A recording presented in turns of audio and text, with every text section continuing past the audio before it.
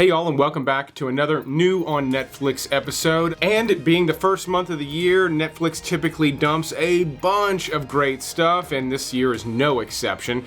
As usual, with these videos, we're going to discuss all the things they're adding on January 1st, all the movies you're probably familiar with. Then we'll work our way through the month in chronological order, talking about all the most exciting new additions coming throughout the month. And at the end of the video, I'll show you everything leaving Netflix in the month of January, so you can be sure to catch those titles before they're gone. Thanks to Groons for sponsoring this video. Before discussing them, I want to tell you about all those familiar favorites they're adding on the first, starting with Colombiana, an action movie starring Zoe Saldana that I think is criminally underrated. Now, it's rated PG-13, but it feels like a hard R movie at times. It is surprisingly brutal and violent for a PG-13 movie. There are a lot of female assassin movies out there, some pretty good ones and a bunch that just sort of blend in with the pack, but Colombiana actually stands out as an exceptional one. And because it rhymes, we'll go with Melancholia next. This is not a movie I recommend for everyone. It's actually directed by Lars von Trier, who's done Antichrist, The House That Jack Built, but Melancholia is actually one of his more highly rated movies. If the title doesn't give it away, it is a downer of a flick. The plot is that there's actually a big planet named Melancholia on a collision course with Earth, but metaphorically the movie's about depression and how inescapable it can be. So if you love artsy movies, this is a great one, but if you don't, steer clear of this one. It's going to be confusing as all get out. But they're also adding Inception, a Christopher Nolan classic I haven't seen in forever, and honestly,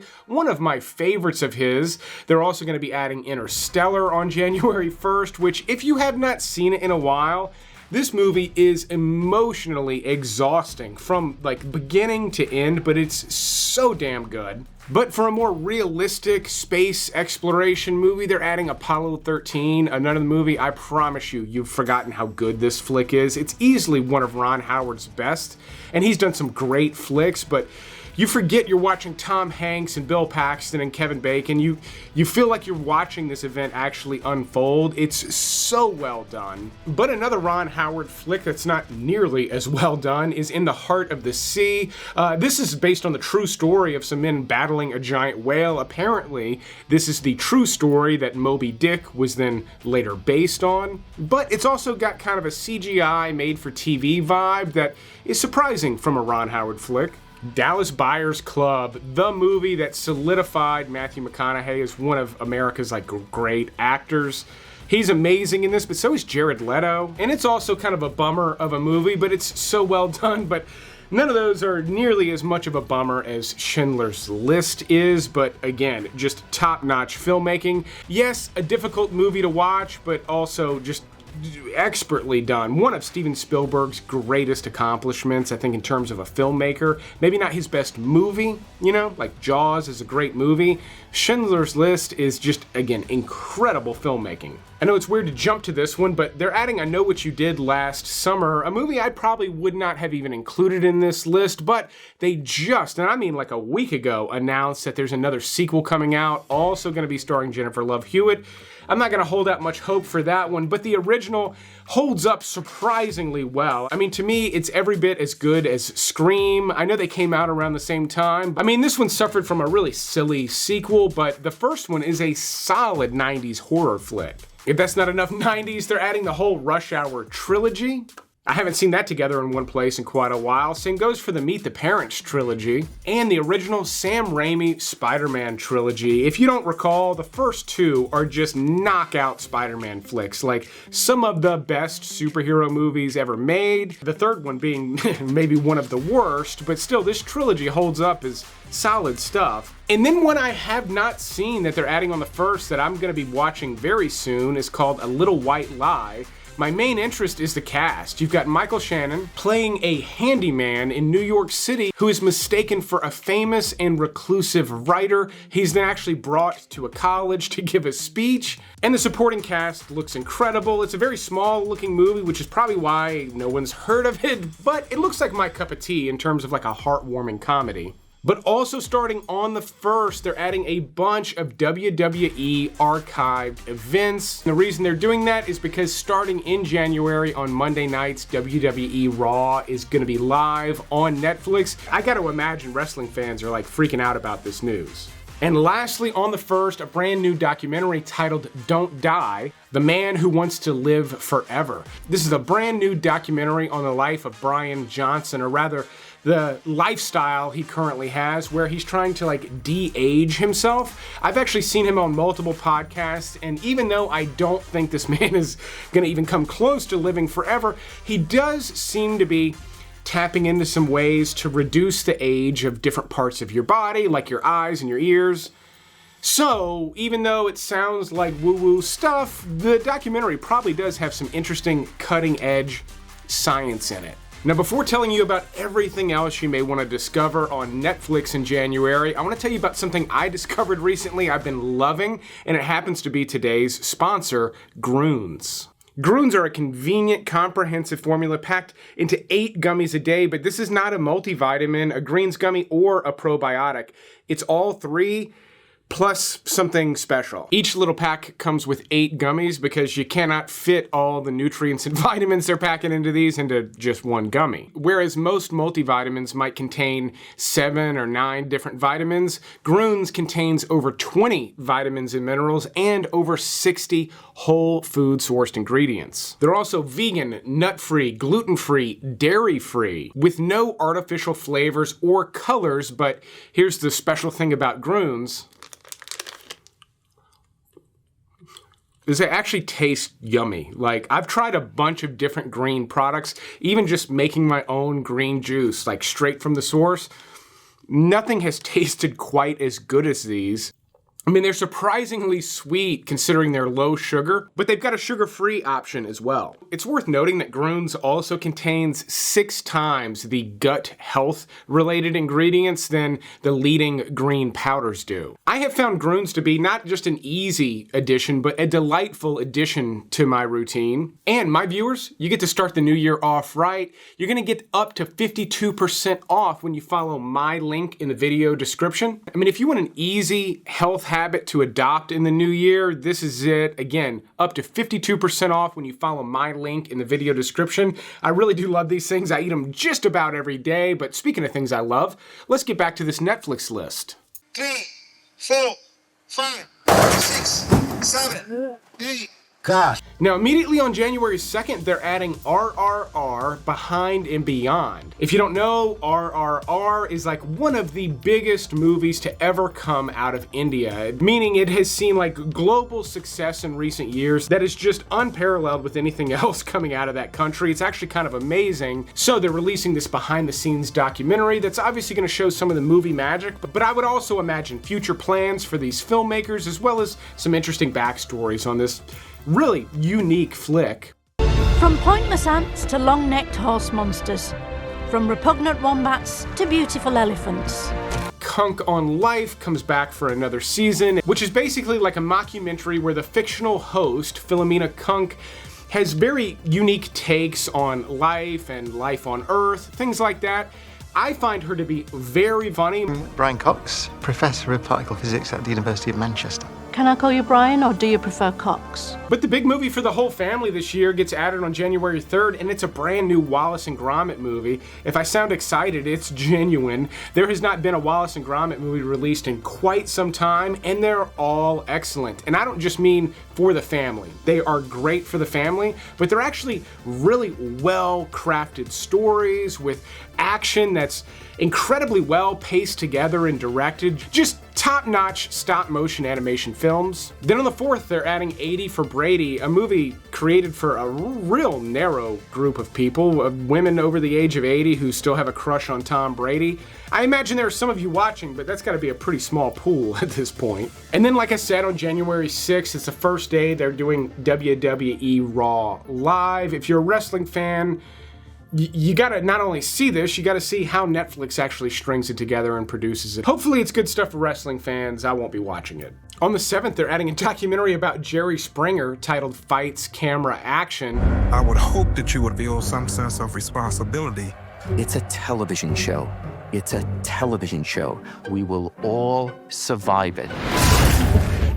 Anyone my age or older remembers watching Jerry Springer, and if you are around my age, I imagine you probably remember watching Jerry Springer when you got home from school, but before your parents did, because that's when it was on. It's a limited series. I imagine it's going to be a must-watch and something that's pretty talked about. I ain't seen that many white people cry since a Taylor Swift concert. On the same day, though, Gabriel Iglesias has a brand new special titled The Legend of Fluffy.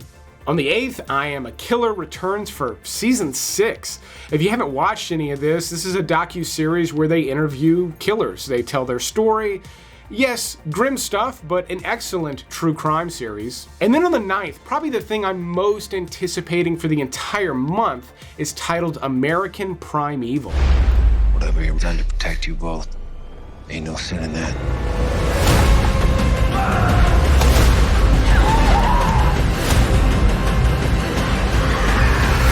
This is also a limited series, but it takes place in the American West, more specifically the late 1850s, and this was a pretty rough time on the American frontier, but what's got me extra excited for this is it's directed by Peter Berg. If that name's not familiar, he directed Lone Survivor, Deepwater Horizon, and Patriots Day. All excellent movies that are depicting real-life dramatic events. And then for Netflix, last year he did the limited series about the Sackler family, so he's done excellent stuff. And America Primeval looks amazing. Not only is the cast great, but just the production value on this looks incredible, and it looks like it gets pretty intense as well. I would imagine folks that have been a fan of the Taylor Sheridan shows like Yellowstone and the spin-offs, this is going to be a must-watch for you in January. On the 10th, we get sort of a throwback thriller from France titled Ad Vitam. This looks like it's got things in common with classic French thrillers like Tell No One and Point Blank. It doesn't look like anything new or cutting edge or really even that fresh, but I'm a fan of those movies and I would be down to watch something that's half as good as those. Now, there's no trailer footage for this next pick, but if you enjoyed Bank of Dave, which hit Netflix just about 6 months ago, there's already a sequel coming out. This was just a heartwarming English comedy movie about a man who started his own bank. But on Monday, January 13th, they're adding the first season of the 2 latest spin-off series of The Walking Dead, Dead City and The Ones Who Live. Now, I was a big fan of this show back when it was first on. The first 4 or 5, maybe even the 6th season, I thoroughly enjoyed and have fallen off, but it looks like they're still going strong. These all premiered about a year ago on AMC. The second seasons are due to come out any day now, which is why the first seasons will be hitting Netflix. Comedian Ari Shaffir has a brand new Netflix special. I'm excited to see this one. His last one he put directly on YouTube. It was titled Jew.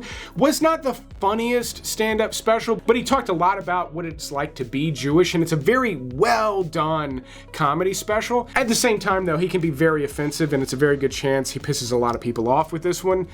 It's 50-50 with him sometimes. Then on the 15th, they're adding what's easily one of the best horror movies to have been released over the past 10 years, Hereditary. Just a highly rewatchable one. Yes, it's upsetting in more ways than one, but it is so clever and brilliantly directed by Ari Aster. It makes it highly rewatchable. There's a lot of stuff you're just not going to catch on the first viewing, so if it's been a while since you've seen this one, and you're in the mood for some dark stuff, it's one of the top picks of the month. On the same day, they're adding season 1 of Crapopolis, which is a new animated show over on Fox. I say new, it came out a year ago. It's from writer Dan Harmon, who also worked on Rick and Morty and Community and a bunch of great shows. But I'll say Rick and Morty fans, it'll be worth your time to check this one out. And then on the 16th, one of my top picks for the whole month, a movie I've been recommending for the last few years, The Unbearable Weight of Massive Talent, easily one of the funniest movies released in the last 5 years, but also one of Nicolas Cage's funniest movies of all time. One of. What's the worry here, Nick? You've lost some of your talent as an actor? No. He plays himself in this movie in a very self-deprecating role. It's a lot of fun to watch, but his relationship with Pedro Pascal's character is amazing. This movie turns into just a fun buddy comedy, and they kind of geek out on being friends with each other, and it is such a joy to watch. The movie's actually pretty lighthearted as well. Yeah, there's some shooting and some killing in it, but not a lot. It's just a kind of a fun ride for Nicolas Cage fans. Honestly, if you like Nicolas Cage, like in any kind of capacity, there's a lot of different ways to love his work. Even if you just enjoy laughing at the way he does stuff sometimes, I'm telling you, this is one of my top recommendations of the month.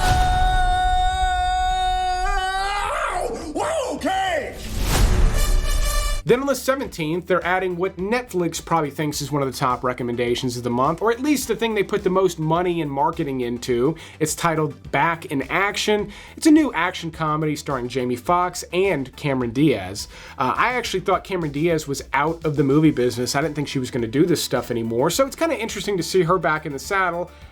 And Jamie Foxx has done some enjoyable Netflix original movies like Day Shift, Project Power, and They Cloned Tyrone. I enjoyed every single one of those. This looks like it's got a little too much in common though with that Halle Berry, Mark Wahlberg movie that came out just like 2 months ago. I've already forgotten the name of it. The long-awaited second season of The Night Agent is coming on January 23rd. This was a hit show. People loved it. It's coming back around. And there's another show with a similar theme coming back for its second season before the end of the month. Julia Louis-Dreyfus hits Netflix on the 26th with her latest movie titled You Hurt My Feelings. This came out in 2023, and in this movie she plays a writer who overhears her husband criticizing her work. And this is from the same director of Enough Said, another movie that Dreyfus did with James Gandolfini before he died. So if you're a fan of her movies or Veep, you definitely need to check this out. But then on January 30th, they're adding The Recruit, or the second season of The Recruit, a show that actually has a lot in common with The Night Agent.